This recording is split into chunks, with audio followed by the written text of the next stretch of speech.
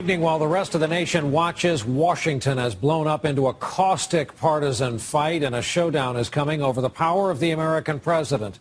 Just tonight, a House committee voted to hold President Obama's Attorney General Eric Holder in contempt of Congress for refusing to turn over documents related to a badly botched sting operation involving guns and drugs in Mexico called Fast and Furious.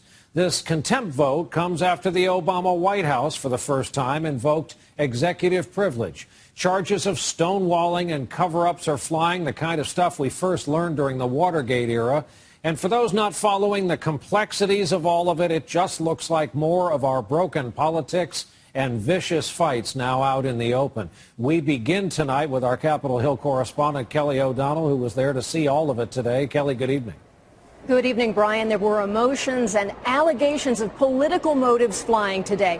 House Republicans say they have been waiting for 8 months to get documents from the Attorney General, and only today the White House stepped in. A key committee took an important step towards sending a message to the Department of Justice. But our work is not complete. A rare and serious reprimand. 23 ayes, 17 noes.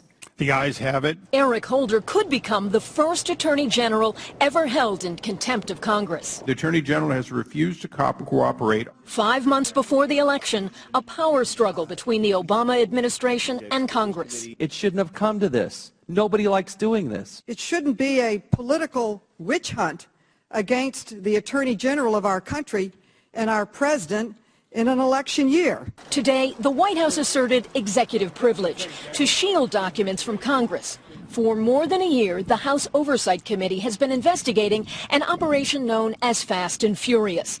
Federal agents had allowed guns to cross into Mexico, intending to track them to cartels. But some of those U.S. weapons were found at the scene where Border Patrol agent Brian Terry was killed in 2010. I don't think Agent Terry's family cares that it's an election year. I don't think the families of over 200 slain Mexican citizens care that this is an election year. Operation Fast and Furious was ended by Attorney General Holder, who has testified and already provided thousands of documents. The conflict with Congress began because the Justice Department initially denied those gun-walking tactics had been used. I can give them this. That denial raised many questions about who had authorized the operation. Who knew about Fast and Furious? When did they know about it? And how high up did it go? The White House insists Holder has made extraordinary efforts to cooperate. The Attorney General called the contempt citation a divisive election year tactic. Democrats defended Holder. For the past year, you've been holding the Attorney General to an impossible standard. You accuse them of a cover-up for protecting documents that he was prohibited by law from producing.